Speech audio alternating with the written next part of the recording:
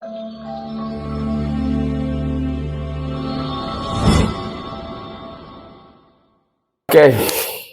Assalamualaikum warahmatullahi wabarakatuh. Selamat malam, sahabat Solmat Official. Malam hari ini saya Solmat Soleman Matipana akan berbincang-bincang dengan dua orang teman, sahabat. Yang pertama, Bapak Andi Muhammad Rivaldi. Beliau adalah Sekretaris Jenderal di Gerakan Suara Keadilan Netizen atau GASKAN. Assalamualaikum Bang Andi, apa kabar? Waalaikumsalam. Oke, sip, sehat ya? Oke. Kawan yang kedua, seorang praktisi hukum dan juga adalah tim hukum di GASKAN dan juga tim hukum di Solmat Law Firm ya, Bang Roland. Sehat Bang Roland? Sehat. Oke. Oke, baik. Saya akan bercakap-cakap, berbincang-bincang dengan Bang Roland dan Bang Andi ya mengenai peristiwa-peristiwa yang baru terjadi secara khusus kemarin ya, di mana kami dari Gerakan Suara Keadilan Netizen ada aksi damai dengan dua tema dan memang full kemarin dihandle oleh Bang Andi atau Pak Sekjen karena saya ada kesibukan dan lain sebagainya ya. Baik Bang Andi, saya mau coba untuk mempertanyakan sehubungan dengan aksi damai kita kemarin GASKAN dan juga ada beberapa ormas, organisasi masyarakat ataupun LSM dan aliansi dan juga ke mahasiswa ya, kepemudaan atau mahasiswa. Nah kemarin itu seperti apa? Mungkin bisa disampaikan Bang Andi mulai daripada katakanlah persiapan, tema dan juga situasi waktu di depan DPR RI. Mungkin digambarkan. Silakan Bang Andi. Pertama, Assalamualaikum warahmatullahi wabarakatuh. Semangat malam semuanya, salam sejahtera. Yang utama lagi, saya secara pribadi juga dan sekaligus selaku Sekjen Gerakan Suara Keadilan Netizen apresiasi sekali terkait atau terhadap utamanya organisasi-organisasi yang tergabung yang kemarin ikut aksi damai ya tanggal 9 bulan 9 2022. Sangat apresiasi sekali Gema Elkan ya dan juga beberapa aliansi lainnya yang ikut tergabung juga dan ada juga beberapa masyarakat ya yang ikut tergabung. Nah di sini saya nggak nyangka juga bahwa mereka terpanggil jiwanya di H-3. Jadi kita jadwalkan sudah seminggu sebelumnya, nanti H-3 baru organisasi-organisasi yang lain dan juga beberapa masyarakat ternyata ada terpanggil jiwanya untuk ikut menyuarakan tentang mencari keadilan, dalam hal ini juga memperjuangkan hak, dan tentunya yang lebih utama lagi di sini terfokus juga pada RUU perampasan aset koruptor, yang mana koruptor harus digayang, dihukum hukuman yang setimpal, yaitu hukuman mati bagi koruptor. Nah, di sini bukan cuma sekedar mati harus dihukum penggal misalkan kalau bahasa-bahasa gitunya, tapi paling tidak kita mematikan gerakan-gerakan koruptor. Contohnya ada oknum pengacara di sini yang tentu masyarakat memahami bahwa beliau itu adalah seorang koruptor juga. Karena di sini ada konspirasi di sini yang terlihat. Sebagaimana Ibu Elsa sendiri yang mengatakan bahwa dana titipan UMKM Mimers tersebut memang masuk ke rekeningnya dan ada para tabas yang nakal datang bersama oknum polisi, bahkan disebutkan tuh nama oknumnya. Tapi selanjutnya kita minta untuk buktinya, Ibu Elsa tidak bisa membuktikan. Nah, artinya patut kami duga bahwa ini konspirasi nih ya, dan sangat patut dikategorikan bahwa ini salah satu bentuk daripada koruptor berdasi, bertitel, oknum pengacara berkedok. Jadi ini maling berkedok pengacara nih. Dan kami kemarin sudah menyampaikan aspirasi yang luar biasa bersama teman-teman, mulai dari pagi, siang di DPR, dan akhirnya alhamdulillahnya tepat dengan jadwal yang sesuai dengan ditentukan, baik informasi atau surat pemberitahuan kami di Polda Metro Jaya bahwa di jam 1 selesai di DPR, lalu kemudian gayang koruptor. Jadi kami mendatangi koruptor-koruptor yang sudah dipajang namanya, yang sudah dipampang bannernya, dipampang wajahnya, dan tidak asing lagi. Siapa dia kalau Siapa dia? Elsa Sharif dan CS Parat Abbas. Itu sebentar. Luar biasa, mantap. Oke, baik. Bang Roland, kegiatan di depan DPR RI kemarin itu, Bang Roland ya, bahkan diliput dari berbagai media massa ya. Saya lihat tadi ada dari Berita Satu, ada bahkan dari Kompas ya, Metropolitan Kompas. Jadi ini memang menjadi suatu sorotan publik, media massa sehubungan dengan apa yang kita suarakan, temakan. Salah satunya kemarin itu adalah mendesak DPR RI untuk segera mengesahkan RUU perampasan aset, di mana pada saat sekarang ini sudah semakin panas nih setelah atau pasca demo besar-besaran, beberapa dewan itu akhirnya baik itu dipecat ataupun mundur. Walaupun kita juga ikut bersedih ya, karena ada satu korban driver ojol di Indonesia, di Jakarta, dan juga satu mahasiswa di Jogja. Nah, saya mau minta pendapat atau tanggapan Bang Roland sehubungan kira-kira RUU perampasan aset ini seperti apa nih kondisi terakhir ini gitu ya, baik itu pemerintah maupun DPR RI dan aksi-aksi damai yang terjadi akhir-akhir ini. Mungkin bisa disampaikan pandangannya Bang Roland gitu. Oke, selamat malam untuk semuanya ya. Ya, kemarin di tanggal 9 September kita juga langsung turun ke DPR RI ya, menyuarakan kita selaku dari Gaskan juga mendesak DPR dalam hal ini untuk segera mungkin mensahkan Undang-Undang Tindak Pidana Perampasan Aset ya.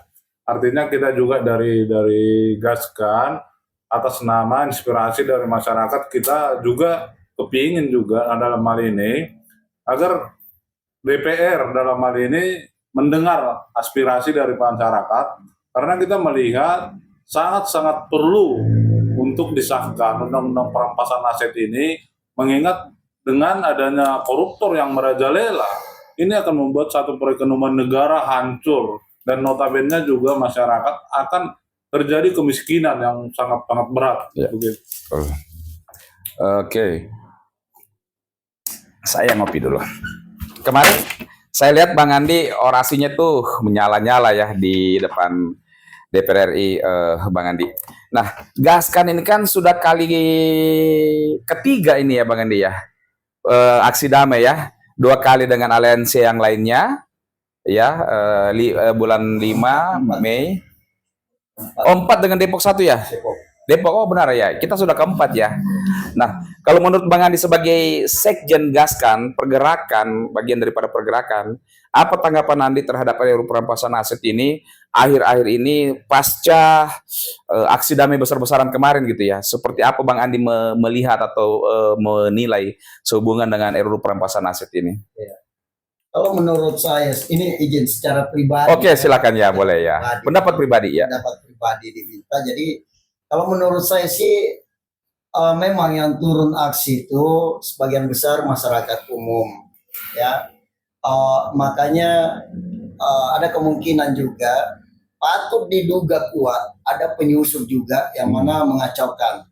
Tapi yang tadinya mungkin mereka punya misi-misi tertentu, tapi justru menguatkan aspirasi masyarakat itu sampai ke telinga presiden, sampai ke telinga Kapolri, bahkan mana-mana, ya gitu. Sehingga ya dengan jalan-jalan seperti itu ada ojol yang menjadi korban, dan ini menjadi perhatian. Ya, Tapi sekali lagi dengan penyusup tadi ini ya yang tadinya mungkin memanfaatkan momen ternyata berubah. Berubahnya di sini semakin deras desakan-desakan atau aspirasi-aspirasi yang disampaikan masyarakat umum. Jadi tadinya satu menjadi beberapa aspirasi yang yang muncul jadinya. Dan terkait dengan RUU perampasan aset, sebenarnya pemahaman masyarakat di sini bahwa banyaknya konspirasi, banyaknya koruptor, inilah yang mengakibatkan ya, di masyarakat itu susah untuk menemukan keadilan. Andaikan ada yang dikatakan bukan RUU perampasan aset misalkan, tapi terkait dengan keadilan yang selalu dicari oleh masyarakat, maka tentu itu yang disuarakan. Tapi terkait dengan susahnya untuk ditemukan keadilan oleh masyarakat, maka RUU perampasan aset ini yang sangat menonjol gitu, yang sangat terkait dengan banyaknya ketidakadilan. Jadi kuncinya sebenarnya di situ. Jadi kalau pemerintah di sini tidak bisa mengesahkan RUU perampasan aset, harusnya pemerintah memahami bahwa yang masyarakat butuhkan itu keadilan. Contoh, banyak kasus mafia tanah, mafia hukum, mafia berdasi, koruptor lah istilahnya. Itu digolongkan sebagai mafia koruptor semua tuh. Nah, kalau ada bahasa selain dari RUU perampasan aset koruptor, itu pasti arahnya ke sana aja. Jadi harusnya dalam hal ini pemerintah bisa menyimpulkan bahwa masyarakat ini haus dengan keadilan, haus dengan sila kelima, keadilan sosial bagi seluruh rakyat Indonesia. Bagaimana tidak ketika masyarakat kecil melaporkan ya orang-orang yang berduit, orang-orang yang punya jabatan pada akhirnya dipelintir sedemikian rupa. Nah, inilah yang saya katakan di orasi kemarin di depan gedung DPR RI bahwa banyak sekali oknum-oknum yang jahat yang dengan sendirinya menjatuhkan marwah institusinya sendiri. Contoh, saya tantang kemarin di sana bahwa kalau oknum mengatakan tidak ada lagi hukum tajam ke bawah tumpul ke atas, kita berhadapan debat sekarang juga. Saya buktikan ini, ada laporan saya yang sudah hampir setahun di Polda Metro Jaya maupun Polres Jakarta Utara. Kenapa bisa berlarut-larut? Kita akan bongkar nanti apa penyebabnya, dan tentu Pak Ketum sudah memahami tentang hal ini, juga Bang Roland dalam hal ini dari Somat Lopeng, juga Pak Ketum dari Ketua Umum Gaskan, seperti itu. Oke, baik. Sahabat Solmat Official, sekali lagi kami mau menegaskan bahwa saya sendiri dari Gerakan Suara Keadilan Netizen sebagai masyarakat sekali lagi menegaskan kepada DPR RI, ya tentu juga kepada pemerintah, bahwa kami sangat mendukung, mendesak agar kiranya RUU perampasan aset tindak pidana ini segera disahkan dan bila memungkinkan pembahasan mulai di tahun 2025 ini. Oke, pertanyaan singkat Bang Roland. Kira-kira Bang Roland yakin nggak bahwa RUU perampasan aset ini akan mulai dibahas di tahun 2025 ini? Ya, kalau kita melihat aksi-aksi mulai tanggal 25 ya, ini sebagai acuan mungkin untuk DPR ya, mengingat juga keseluruhan masyarakat menuntut ya. Terlepas daripada tindakan daripada pemberian aspirasi dari masyarakat tentang pengerusakan segala macam, dan itu sebagai penyeimbang tentu agar DPR dalam hal ini melihat bahwasannya konteks itu yang paling dibutuhkan masyarakat saat ini adalah dampak dari korupsi itu yang memang sudah menimbulkan keresahan dan memang perekonomian yang sangat susah ya. Jadi kita juga berharap dengan demonstrasi yang mulai tanggal 25 sampai sekarang juga masih ada bergulir, ya kita meminta juga ya tentu dalam hal ini Presiden Prabowo juga, karena kita lihat sendiri beliau juga memberikan dukungan ya. Namun terlepas daripada RUU yang sudah diberikan di meja DPR ya, tetapi memang ada satu problem mungkin yang di sana yang melihat pasal-pasal yang memang jika disahkan ada kontroversi bahwasanya ada kepentingan yang tidak lagi berguna. Makanya dalam hal itu mungkin kita duga dalam hal itu untuk memperlambat proses pengesahan undang-undang ini. Jadi kita juga berharap atensi daripada ketua DPR dalam hal ini, baik dia ketua DPR, banggar DPR, dan komisi-komisi yang berhak untuk mensahkan ini DPR, perhatikan aspirasi masyarakat karena kita tidak kepingin lagi ada aksi-aksi yang notabene nantinya kalau memang hal ini juga DPR tidak ada atensinya.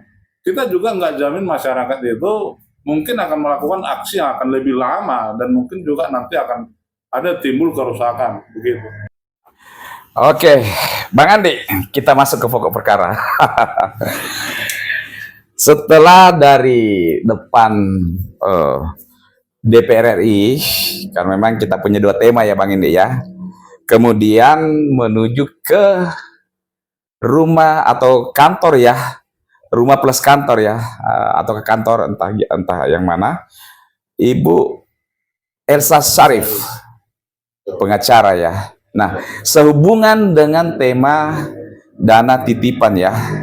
Pertanyaan pertama buat Bang Andi, kenapa ke rumah Ibu Elsa Syarif bukan ke rumah Pak Farhad Abbas? Oke, baik. Jadi sebelumnya memang kami rencanakan waktu itu rumah Farhad Abbas juga, dan itu masuk ke Polda ya. Cuman berhubung karena situasi dan kondisi ya, ada hujan juga, dan pada saat dari Polda waktu itu jam 1 kita sudah rencana jalan, dan pas kami orasi tiba-tiba sudah hampir jam 1 hujan ya, diguyur hujan, sehingga kita berteduh sejenak, lalu kemudian pas jalan ke Elsa ya, ke Farhad juga, itu hujan sudah reda di situ. Cuman nggak sempat lagi mampir ke Farhad karena teman-teman sudah menunggu juga. Sebagian teman-teman UMKM sudah menunggu di alamat kantor Elsa Syarif. Jadi memang tema kemarin yaitu menuntut hak ya, termasuk RUU perampasan aset dan menagih janji geruduk koruptor. Itu temanya yang dibangun dalam aksi kemarin, sehingga kita ke Elsa Syarif. Kenapa tidak mampir di Farhad Abbas? Sebenarnya ini Elsa Syarif nih kuncinya. Ya.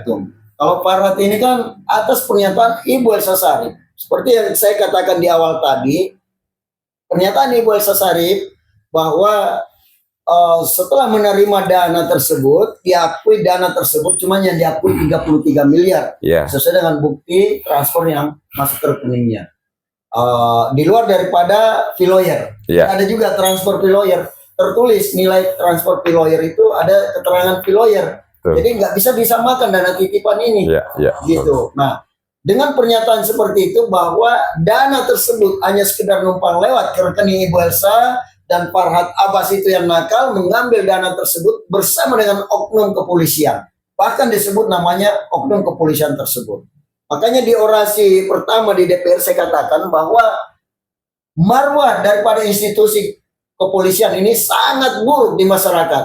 Karena ternyata ya, dari percakapan atau penyampaian Ibu Elsa Syarif aja, kalau memang ini benar ataupun tidak benar, ini harus dibuka transparan. Kami minta orasinya waktu di DPR itu, kami minta untuk Kapolri turun tangan dalam hal ini untuk periksa nih. Suruh periksa Elsa Syarif, benar nggak ada oknum? Kalau memang ada oknum, ini merusak citra marwah daripada Polri. Inilah ketika amarah masyarakat menyampaikan aspirasi itu ya, yang terpendam selama ini itu yang naik di kepalanya gitu loh ya, sehingga susah untuk dibendung lagi.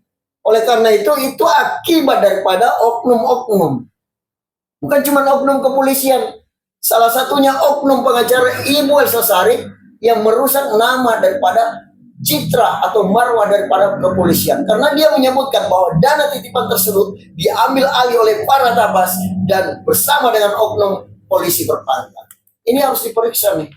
Kenapa kami ke rumahnya Ibu Elsa? Itulah biang keroknya. Dan Ibu Elsa harus bertanggung jawab.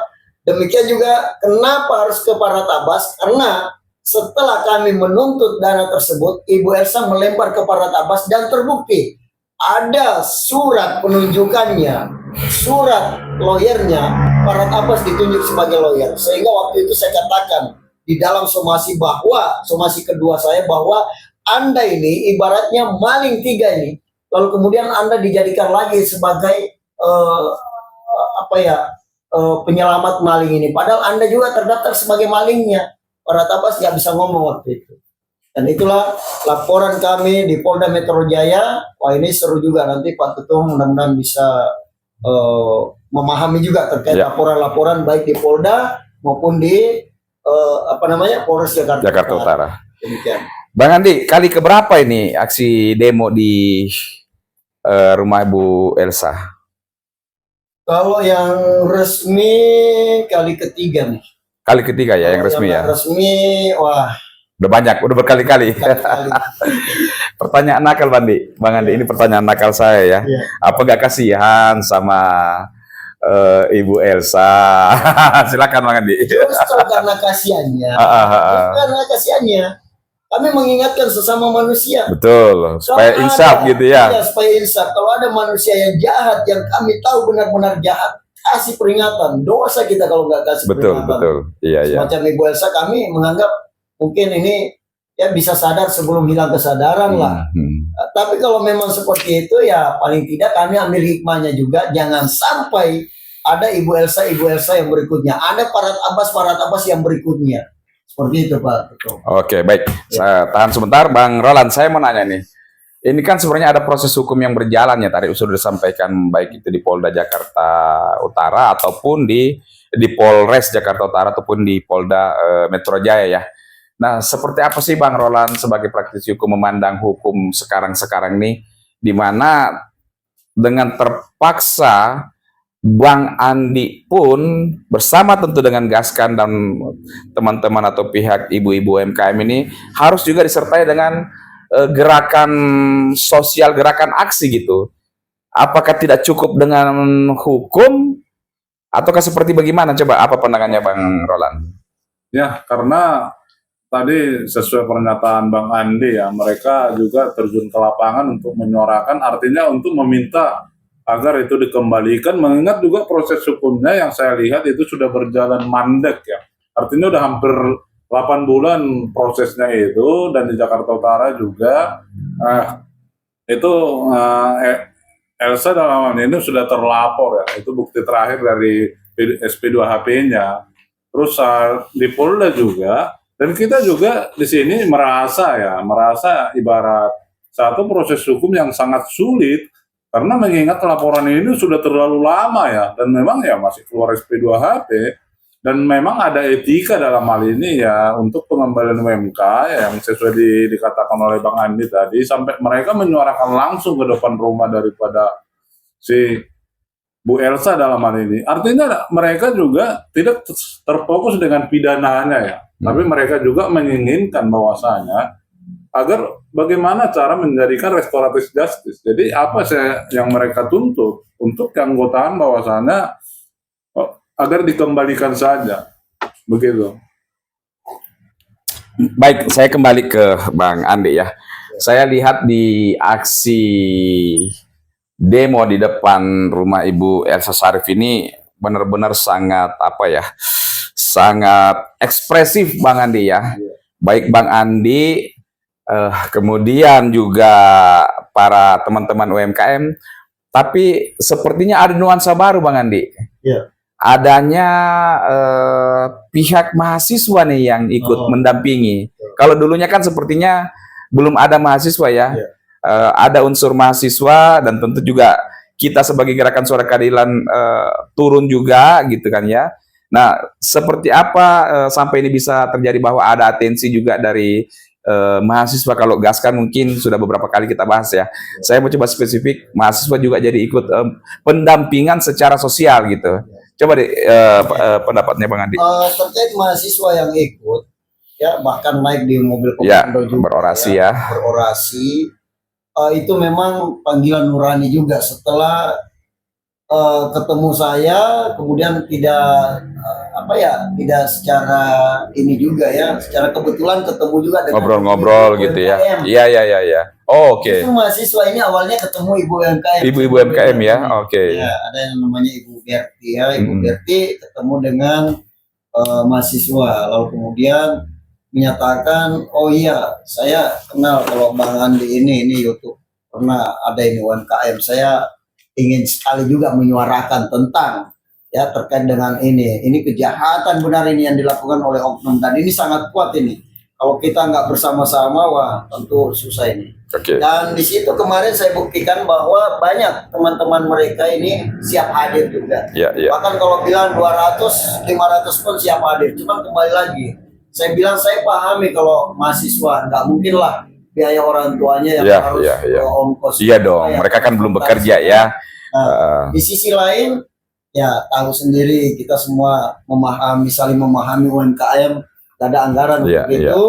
Yang kedua, ada banyak juga yang ingin tetap hadir, tapi karena hujan deras sehingga mereka dalam perjalanan banyak yang kembali. Iya, iya. Banyak juga yang nyasar ke DPR Oh, kembali malah ke DPR ya. karena terlanjur hujan. Oh, oke. Begitu sampai ke DPR ada demo lain juga. Ya, yang akhirnya BEM ya, dia BEM UI. melihat dan ikut di situ. Oke. Andai kan nggak hujan, dia tiba Merapat ya. tepat waktu di jam 1 mungkin bisa bersamaan ke Elsa juga. Oke. Itu memang kami juga kita juga membatasi Pak Ketum ya, Ya, jumlahnya bahwa ya. jumlah massa itu jangan kita Terlalu banyak ya, terlalu banyak. karena kita ini kan aksi yang tentunya kita ingin kondusif. Betul, Yang betul. penting aspirasi kami sampai. Sampai. Kapolri mendengarkan, bahkan Presiden juga sangat perlu mendengarkan ini jeritan hati nih masyarakat lemah ini melawan ketidakadilan yang terpelihara gitu. Betul, saya betul. bahasakan ya.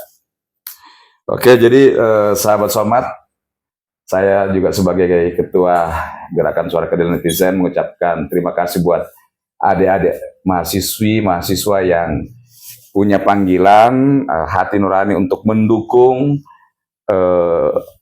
member UMKM, pihak-pihak UMKM, emak-emak yang kemarin sudah mengadakan aksi damai ya di depan kantor Ibu Elsa Sharif ya. Berarti memang mereka memandang bahwa ini sesuatu yang perlu untuk disuarakan ya. Nah, Bang Andi, masih kita lanjut tentang hubungan aksi damai ini kan perlu nih kita dalami nih ya.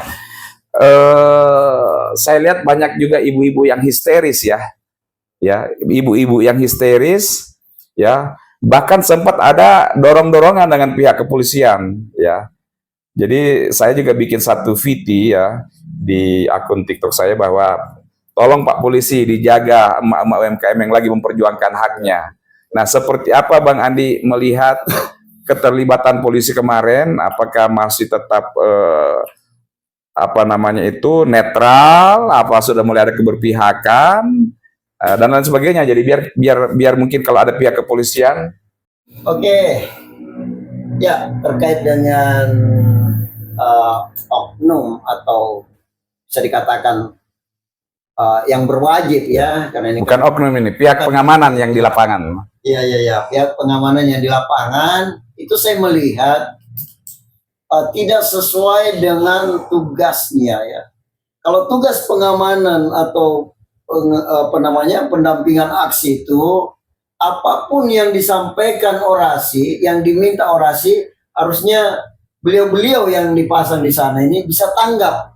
Bisa tanggap dalam artian kalau orasi di luar menginginkan ketemu dengan yang di dalam supaya lurus persoalannya, ini kan tanpa meminta juga harusnya polisi yang mempertemukan, ya, gitu. mencoba memediasi ya. Ya, harusnya memediasi gitu. Apa tugasnya coba? Ya. Kalau hanya sekedar mengamankan, kita datang hanya menyampaikan aspirasi, kita datang tidak owner, ya, tidak tidak ada kriminal di sana. Kita datang secara baik-baik, nggak ada anarkis lah gitu. Ya. Nah, harusnya pihak polisi di sini yang punya tugas ini, yang punya wewenang ini polisi nih, ya.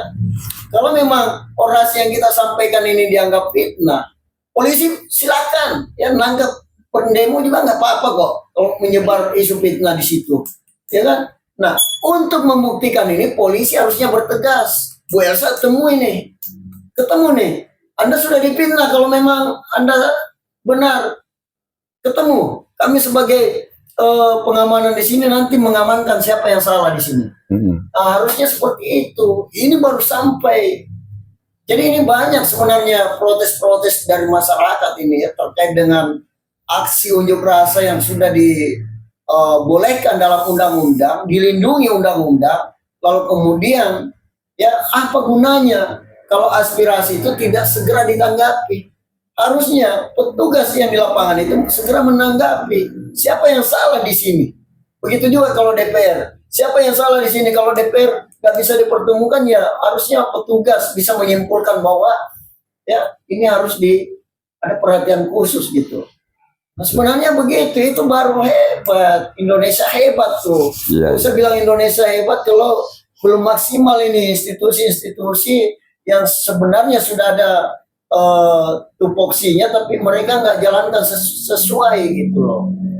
Ini Kapolri harus tahu sebenarnya ya, supaya kedepannya kembali lagi marwah Polri ini bisa harum di masyarakat. Masyarakat mencintai Polri kok. Saking mencintainya, setiap ada masalahnya di lingkungannya atau pribadi, golongan ataupun kelompok, itu langsungnya ke Polri, bukan kemana-mana. Ingin meminta keadilan, tapi ujung-ujungnya kan banyak yang terjadi seperti itu. Justru dipelintir itu laporan-laporan yang ada itu, justru dilihat siapa yang ada duit, ya itu yang dimainkan. Ujung-ujungnya penyidik-penyidik di bawah ini yang jadi korban ya, karena ada lagi atasannya laporan dulu untuk keluarkan SP2 HP-nya, laporan dulu akhirnya di SP3 kan, padahal ini kasusnya nggak berjalan secara profesional gitu. Jadi sangat nampak sekali. Makanya akhir orasi saya kemarin itu saya katakan bahwa polisi ini harus diperiksa sebenarnya ada apa gitu loh. Kok nggak bisa menjalankan tugas sebagai pengayom, pelindung, pelayan masyarakat, pelayan loh. Ya, harusnya melayani dong masyarakat yang datang. Apa tuntutannya, apa permintaannya gitu loh. Selama itu kondusif, nggak anarkis, layani dengan baik. Kalau perlu, disitulah tugas Anda untuk menegakkan yang namanya humanis ya, supaya masyarakat ini nggak ada kesalahpahaman, selesaikan di situ. Siapa yang salah, tangkap langsung. Saya berharap seperti itu kemarin, karena ada yang nelpon dari saya pada saat saya perjalanan ke Ibu Elsa Sari, ke kantor Ibu Elsa Sari. Ngakunya dari Resmob ya. Resmob. Yeah. Wah, kalau Resmob hebat ini. Mau nangkap siapa ini bang? Kalau kami pendemo mau ditangkap silakan. Tapi kalau malingnya yang mau ditangkap silakan. Kita sama-sama ketemu di sana. Saya tunggu-tunggu kemarin itu. Saya malah berharap pasti malingnya nih, pasti Elsa nih dengan parat apa sini yang ditangkap. Nggak sebut nama. Nggak sebut nama. Tapi ngancam nggak? Cuman sedikit agak kencang nadanya. Agak kencang kan, tapi saya kencangi juga. Tapi nggak sebut nama ya? Nggak sebut nama karena saya bilang Anda siapa, Bapak siapa, Abang siapa? Dari Resmob. Tapi ada nomornya tuh ya. Saya akan laporkan juga besok saya ke Polda. Resmob. Oh iya, siap. Dalam rangka apa? Mau ke Elsa juga. Bilang, iya kami mau ke sana ini, segera turun. Saya bilang terima kasih, kalau turun tangkap yang salah ya. Kalau kami salah silakan. Tapi saya yakin Anda akan mau menangkap Ibu Elsa. Nanti kami tunggu di sana. Akhirnya saya tanya teman-teman sebagian, oh ada Resmob yang mau turun, kita tunggu nih. Benar nggak yang nelpon tadi ini Resmob? Kalau benar berarti Elsa kita yakin ditangkap hari ini dalam Farhat. Tapi nyatanya nggak ada. Dia tujuannya mungkin menakut-nakuti. Kasih jangan shock terapi. Pak Bos. Ya, saya sudah katakan bahwa perjuangan saya ini ya tidak setengah-setengah. Ya, sampai titik darah penghabisan, bahkan sampai ujung napas terakhirnya Ibu Elsa Sari saya kejar terus. Kami kejar terus. Ya, ini bukan main-main ini. Ini masalah perjuangan hak. Sebagaimana yang saya pahami bahwa hak itu harus diperjuangkan. Ya. Man, kalau bahasa-bahasa jihad di sini nanti ada yang salah paham lagi. Dan itu sudah jelas sekali di dalam Al-Quran, di dalam adalah jihad nomor 1, fisabilillah. Ya, jadi nggak ada yang ditakutkan.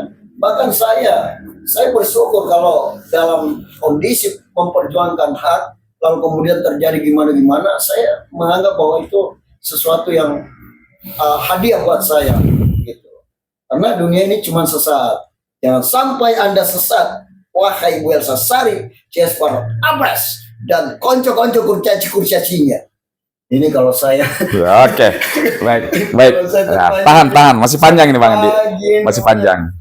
Bang Roland sebagai pendamping hukum Bang Andi, bagaimana Bang Roland memandang sekarang proses hukum yang berjalan baik di Polda Metro Jaya maupun di Jakarta Utara ya dalam hal menyikapi atau membaca katakanlah surat perkembangan penyidikan ya SP2HP-nya. Untuk sekarang ini apa pendapatnya Bang Roland sehubungan dengan laporan yang masuk ini? Ya, terhitung bulan 4 mungkin ya kita pendampingan Bang Andi untuk pelaporan LP-nya di Jakarta Utara dan di Polda ya. Dan semenjak kita pertama sekali pengawalan, kita langsung atensi ke Jakarta Utara dan kita meminta juga agar ini sesegera mungkin ya. Jika memang sudah memungkinkan, ini SP2HP harusnya udah ke tingkat penyidikan. Karena mengingat ya juga ke tingkat penyidikan harusnya naik ke tingkat penyidikan ya. Karena kita melihat ini juga ya sesuai dengan Perkap ya. Jangka waktu itu dalam penyelidikan kasus yang amat sulit saja itu hanya 120 hari. Dan itu seharusnya sudah bisa diputuskan ya. Tapi mengingat ya hal ini ya kita patut juga lah. Artinya sesuai dengan laporan kita, makanya kita berpikir di sini ada dugaan kita di sini ada konspirasi, artinya ada kurang atensi daripada pihak kepolisian mengenai laporan. Kurang atensi ya, atau kurang atensi atau ada simulasi-simulasi tertentu nih. Ya artinya kurang atensi dan diduga ada gitu. Diduga ada kurang atensi dan memang pembiaran konspirasi ini ya. Nggak apa-apa kalau kita katakan diduga ada konspirasi, boleh dong kita menduga ya. Makanya tadi saya sebutkan itu sesuai dengan Perkap juga ya, peraturan Kapolri untuk penanganan kasus yang amat sulit saja itu hanya 120 hari. Tapi dengan LP hanya dalam pengancaman dengan KTP palsu untuk dilaporkan ya sampai 8 bulan dan itu pun masih bercokol di SP2HP. Dan bahkan lucunya sebelumnya dalam SP2HP ada tertulis saksi, hanya saksi. Jadi setelah kita atensi kemarin kita bertemu dengan pihak penyidik dalam hal ini, kita pertanyakan hal itu dan SP2HP yang keluar 8 Agustus ya itu sudah membuat ada terlapornya. Sebelumnya itu ada saksi dalam hal ini. Ya kita juga ya melihat di sini dan akan mempelajari dan lanjuti ya kalau memang kasus ini ada dugaan ada oknum yang bermain di balik ini nanti ya kita juga akan mengambil langkah hukum untuk melaporkan ini ke Propam. Oke. Baik, Bang Andi, masih tentang SP2HP itu kondisi proses hukum sekarang. Kemarin kan sempat dikatakan bahwa ada perubahan-perubahan di penyidiknya. Mungkin ada yang mau disampaikan sehubungan dengan hal tersebut atau ada pandangannya Bang Andi? Silakan Bang Andi. Oke. Terkait dengan SP2HP laporan saya terhadap Farhad Abbas itu memang sudah yang ke-6.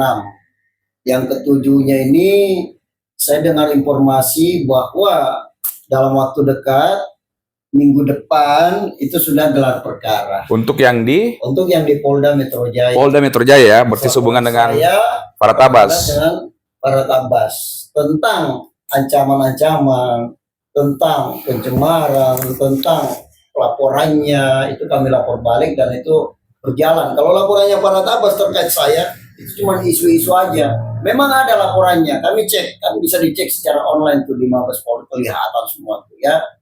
Memang ada, tapi nggak jalan. Satu pun nggak jalan untuk laporannya Farhad Abbas, kecuali laporannya Farhad Abbas yang mengatasnamakan Elsa Sarif di Polres Jakarta Utara itu jalan. Ya. Itu jalan. Sempat jalan ya. Sempat jalan. Saya 2 kali dikonfirmasi waktu dimintain keterangan gitu. Keterangan. Begitu diminta keterangan, saya sebelum diundang diminta keterangan, saya datangi dulu. Bahwa saya datang ini, saya tahu bahwa ada laporannya Elsa Sarif yang datang Farhad Abbas melaporkan saya hanya katakan bahwa ini maling terhadap maling. Ya, ibaratnya saya yang dimaling, lalu kemudian malingnya ini seolah-olah saya yang memaling. Kita buktikan, undang saya untuk diklarifikasi. Saya mendesak waktu itu. Akhirnya polisinya bilang, wah, penyidiknya bilang nih, saya dengar dari rekan-rekan yang di sana juga bahwa wah barusan katanya ada orang yang dilaporkan lalu kemudian dia minta untuk diperiksa. Proaktif namanya itu kan. Itu namanya kan taat hukum kan ya. Benar. Bukan pakai acara harus lapor ke Peradi dulu kemana dulu kan gitu ya. Saking ini dia bilang bahwa kami belum undang Bang Bang Andi Andi, loh. belum waktunya. Belum undang kan. Saya bilang iya meskipun belum, kalau mau undang saya cukup di WA aja, saya dengan lebih senang untuk datang.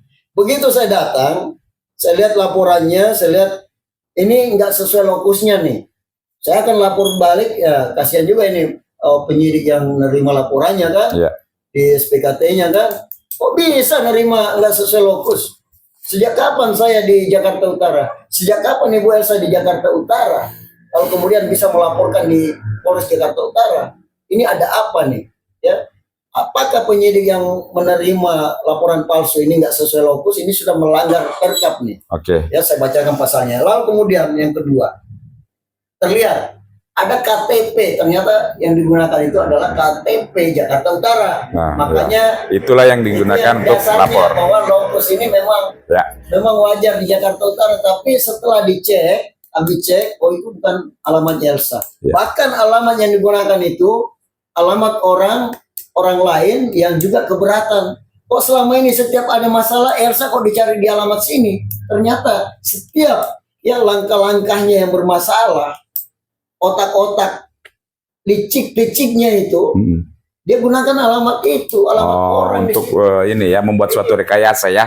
Dan akhirnya itulah yang kami laporkan di Polda Jakarta. Metro Jaya, Dilimpahkan ke Jakarta Utara. Jakarta Utara. Oke, Bang Andi, tahan di situ. KTP palsu membungkam para UMKM. Ada lagi laporan yang lain juga di Polda ini terkait dengan Pokok perkara. pokok perkara. Bentar itu ya. Nah, Bang Andi, saya masih di Bang Andi ya. Pertama kan di Polda Metro Jaya itu ada perubahan penyidik ya. Itu yang pertama, penggantian penyidik ya. Iya. Terus kemudian di Polda Jakarta Utara, kepala timnya kalau nggak salah yang diganti ya. Nah, saya mau minta pendapat bersamaan itu pertama tentang itu apakah menurut Bang Andi ini hanya normal atau ada sesuatu lagi, karena ini kan kalau kita lihat penuh dengan trik dan intrik nih ya. Sahabat-sahabat official, saya dengan terpaksa mengatakan bahwa sepertinya pelaporan ini penuh dengan trik dan intrik ya. Dan kami akan terus mengawal, berdiskusi seperti apa yang terjadi. Dan nanti juga akan saya sampaikan bahwa ada perkembangan tertentu yang juga mungkin terakhir-terakhir ini kita lagi gunakan untuk menebalkan pengawalan ya. Itu yang pertama Bang Andi. Nah, kedua, sehubungan dengan gelar perkara. Ini juga cukup penting ini Bang Andi, karena gelar perkara lah yang akan menyatakan bahwa ini akan naik ke sidik ataukah malah di SP3-kan. Nah, perihal di Polda Metro Jaya, apakah ada keterangan seperti bagaimana, dan juga di Polres Jakarta Utara seperti apa informasinya, apakah sudah ada rencana gelar perkara atau seperti gimana? Silakan Bang Andi. Terkait dengan Polres Jakarta Utara, beberapa hari yang lalu saya dikonfirmasi karena saya menanyakan lagi ya SP 2HP yang ke-7. Akhirnya saya dikonfirmasi bahwa untuk SP 2HP yang ke-7 belum bisa keluar karena sesuai dengan SPHP yang ke-6 ya, yang ke-6 bahwa para Kabas diminta juga keterangan. Nah, di situ saya menilai bahwa di Jakarta Utara Ibu Elsa ini mulai mengakui bahwa ada keterlibatan para Tabas. Mungkin dalam kesaksiannya ya, di dalam ininya Ibu Elsa menyebutkan nama Farhat Abbas, akhirnya dia diminta juga keterangan di Polres Jakarta Utara. Betul. Oke. Dan itu sudah 2 kali panggilan. Makanya aksi kemarin saya katakan kalau polisi nggak bisa, dalam hal ini penyidik nggak bisa mengambil paksa untuk minta keterangan para Abbas, nanti kami yang seret bantu kepolisian Polres Jakarta Utara. Itu bahasa kiasan ya, bahasa masyarakat. Ya. Karena tersinggung dong Pak polisinya juga kalau masyarakat yang ngambil kan. Memang kami mau kasih tersinggung nanti. Iya. Ya benar. Harusnya tersinggung. Iya. Dan kami membuktikan nanti. Kami mau buktikan. Nanti aksi berikutnya ya, kita sudah susun ini. Ya, ya, ya. Kita seret aja. Makanya mungkin besok atau lusa saya ke Polres Jakarta Utara juga minta bukti undangannya ke Farhad Abbas. Bisa nggak diminta tuh? Apanya? Bukti undangan klarifikasinya yang kedua tuh, Farhad Abbas belum datang juga.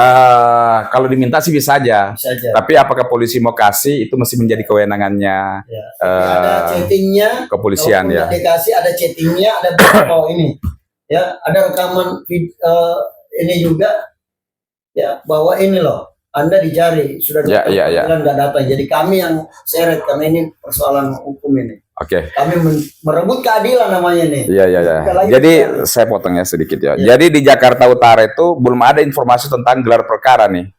Kalau Jakarta Utara informasinya minta keterangan Farhad dulu. Minta keterangan Farhad, baru gelar perkara. Karena Nah, sudah diperiksa semua nih, iya. masuk capingnya juga. Oke, betul. Ya. Waktu kemarin di Polda Metro Jaya, informasi terakhirnya minta satu lagi saksi ahli ya, saksi ahli bahasa kalau nggak salah, baru diadakan gelar perkara. Berarti kalau informasinya sudah mau gelar perkara minggu depan kalau nggak salah ya, harusnya saksinya sudah dimintain keterangan kan gitu logikanya kan ya. Nah, berarti ini mudah-mudahan lah semakin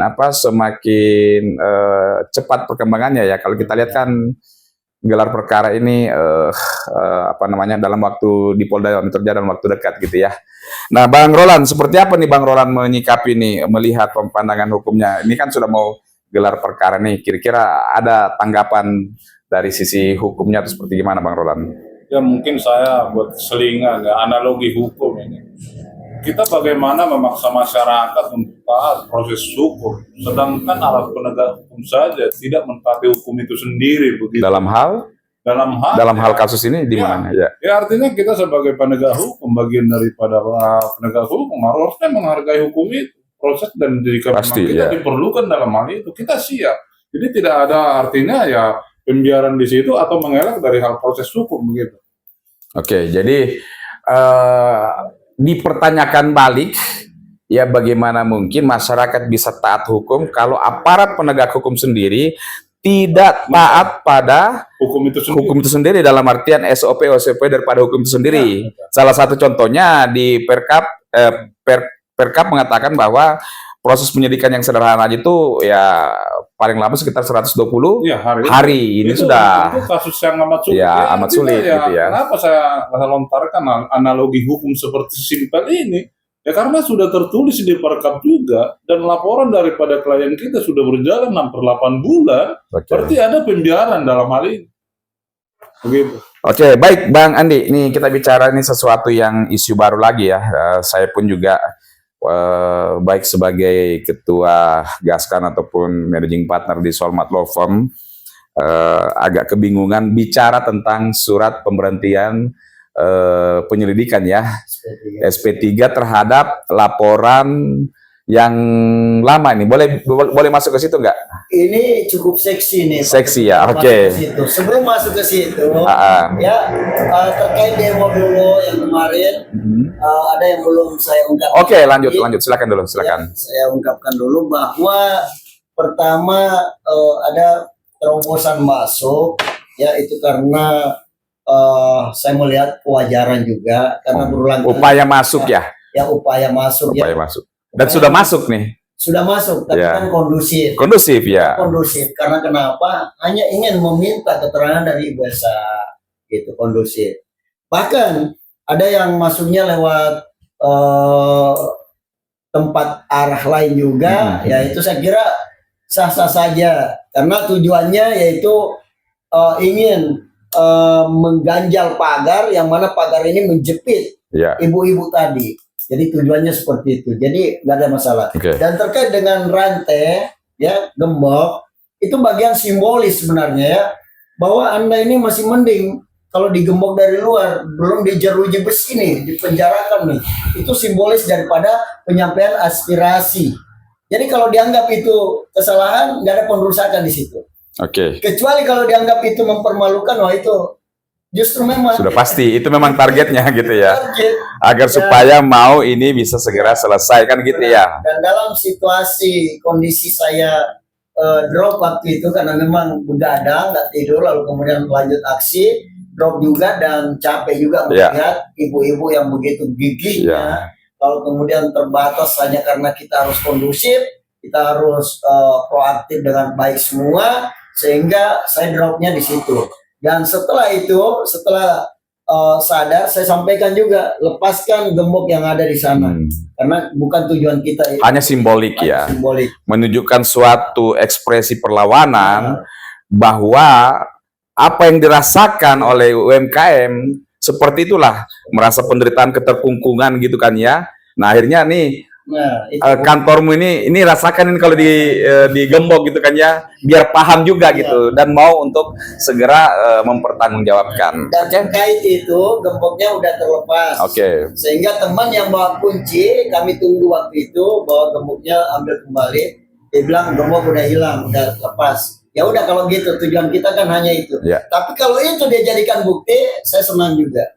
Karena jawaban semua itu dan teman-teman sudah ada. Bahkan bagus lagi, kalau itu dijadikan bukti mungkin sebagai ini apa pengerusakan. Ya. Di surat pemberitahuan edarkan aja nggak masalah kita bawa alat peraga kok dalam mengaspirasikan, ya kan?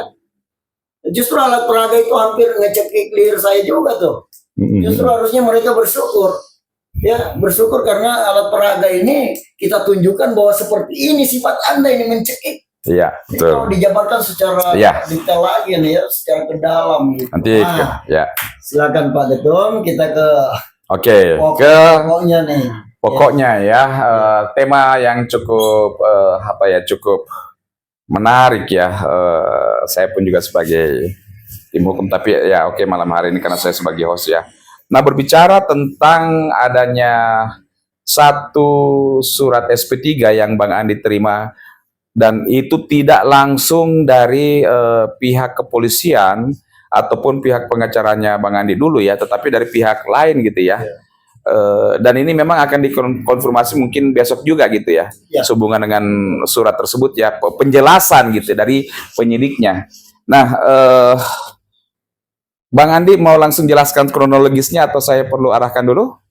Saya mencoba. Oke, nanti saya tinggal ini ya. Jadi poinnya bahwa dulu pihak baik itu Vidi masuk, Elsa Syarif, Farhat juga untuk yang SP3 ini. Oh iya, mana SP3 ini? Coba kita lihat. Sebentar, ini ada nih, maaf.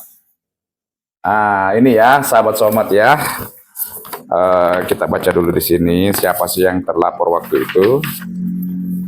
Oh, dua ini ya, Ibu Elsa dan Vidi ya. Di sini Ibu Elsa dan Vidi nih. Karena itu ada bukti transfer yang. Ya, kalau Farhat kan memang dia secara case ya, keterangannya dari Ibu kami ini ya. Oke, kemudian secara faktualnya Bang Andi yang menarik laporan tersebut. Iya. Oke. Sebelum mendapatkan SP2HP pertama atau sudah ada? Belum. Belum pernah terbit SP2HP. Belum pernah. Belum pernah terbit ya? Belum pernah. Jadi memang belum jalan. Belum jalan ya. Buktinya tidak ada SP2HP yang terbit. Betul. Kemudian Bang Andi mencabut laporannya. Mencabut. Nah, yang mengagetkan. Mencabut juga ini atas nama RAPH Redin Anom and Partner. Cuma saya yang bawa ke sana. Oke, ya suratnya tersebut ya. Kemudian mengejutkan ternyata lahir surat pemberhentian SP3-nya ini, dan di sini dikatakan bahwa telah diadakan gelar perkara. Berarti kan sudah panjang proses penyelidikannya, kemudian diadakan gelar perkara, ya, dan kemudian akhirnya dinyatakan tidak ada tindak pidana gitu. Nah, gimana Bang Andi? Oke.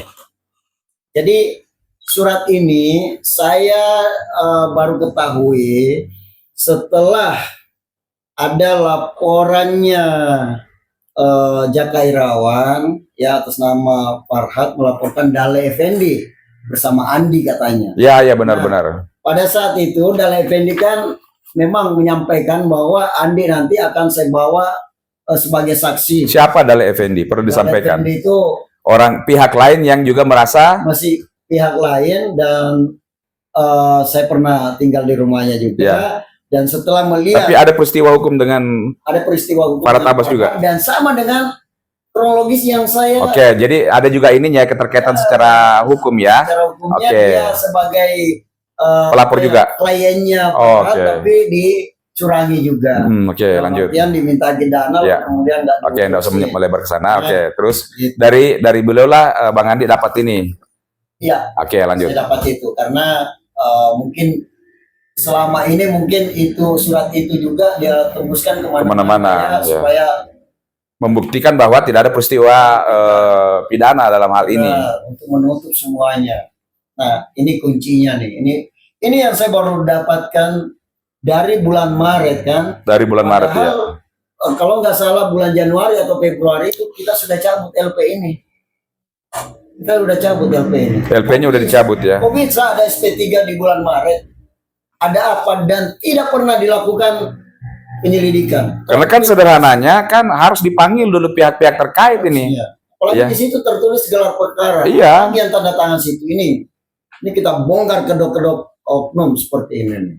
Ini kejahatan yang luar biasa yang selama ini dilakukan oleh oknum-oknum yang selalu menekan rakyat kecil yang mencari keadilan, justru berpihak pada orang-orang yang berduit. Waspada dan waspadalah. Saya sudah WA juga tuh. Ya. Saya WA penyidiknya karena saya tahu namanya situ, inisial T. Saya WA. Saya telepon nggak diangkat. Saya WA.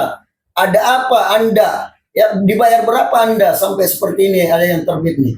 Sementara nggak pernah ada Pemeriksaan, BAP, iya. Gitu loh. Dan tidak pernah terbit SP2HP. Dan sudah dicabut juga. Ya kan? Sudah Ya, dicabut. Waktu itu juga dicabut karena ya Bang Doli minta cabut dulu tuh yang dari RAP, yang dari Firdaus supaya kita bisa masuk LP berikutnya. Oh ini kalau dijelaskan ini semakin waduh luar biasa kejahatan. Ya, tapi cukuplah kita fokus di sini bahwa SP3 tersebut ini parah nih kepolisian dan kita harus bongkar ini ya. Kita harus bongkar kejahatan ini, jangan sampai masyarakat selama ini dibodoh-bodohi selalu. Ya, karena uang banyak mereka, kemudian mereka orang hukum juga, dia pikir rakyat kecil ini tidak paham aturan hukum juga kali. Apalagi ada pendampingan lawyer juga. Jadi jangan sangka ya, oknum-oknum seperti Elsa Sari Paratabas ini hebatnya aja yang kalian ini dan duitnya, sehingga terlalu berani sampai menuliskan putusannya sudah diadakan gelar perkara. gelar perkara. Kapan diadakan? Mana Kalaupun SP2HP mendahului kan?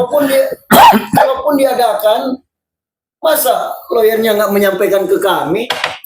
Saya pastikan itu karena pasalnya juga kaget melihat surat ini.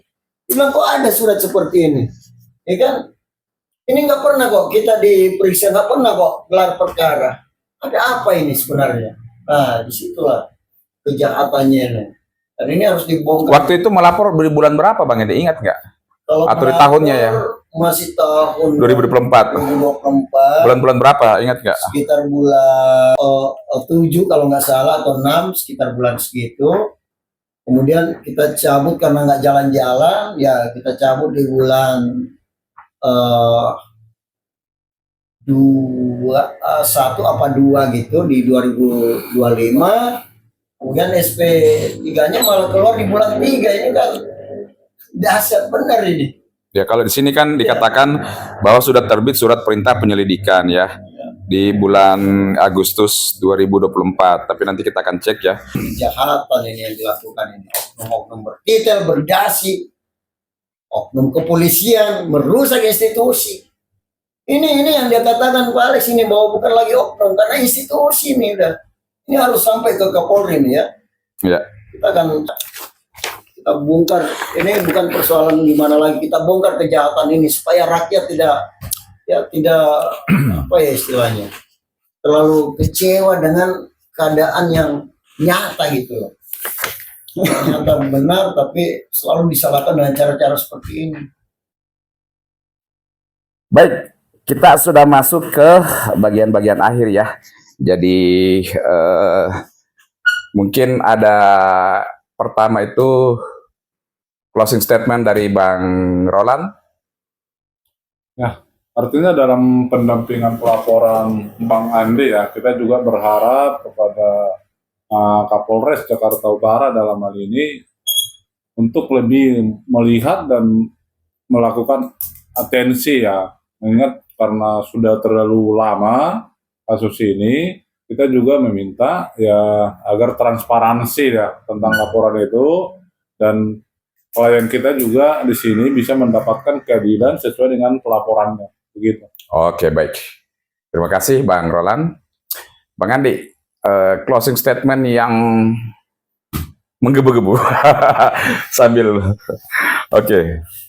Soalnya udah terlihat menggebu-gebunya, tapi untuk mengungkapkan secara kata-kata ini mungkin hanya sekedar 0,5%-nya aja yang saya bisa munculkan. Baik. Karena kalau muncul 100%, Oh jangan. Nanti di aksi damai berikutnya.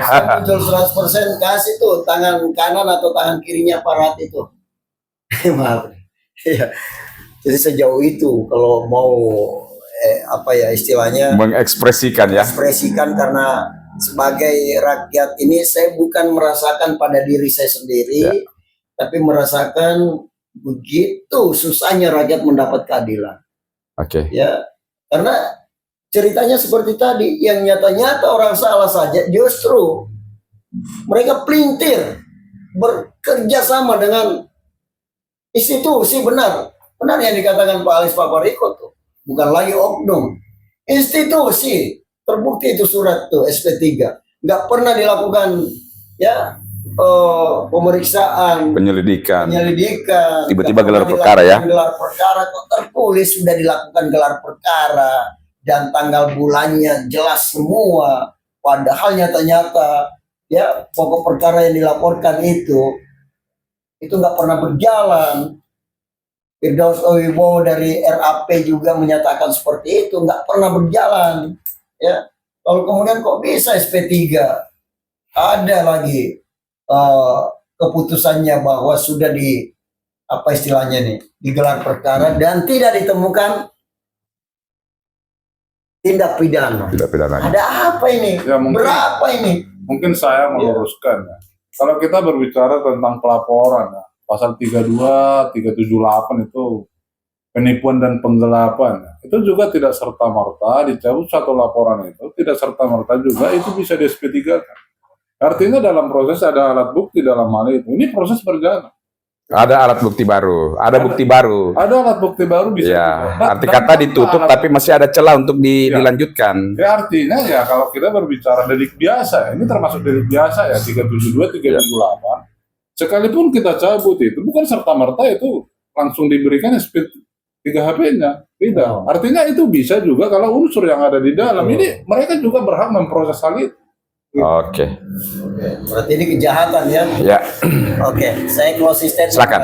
Ya, untuk Elsa Sari, Parat, Abbas, dan kurcaci-kurcacinya, saya anggap aja oknum-oknum yang terlibat itu kurcaci-kurcacinya, karena mereka yakin ya disuap.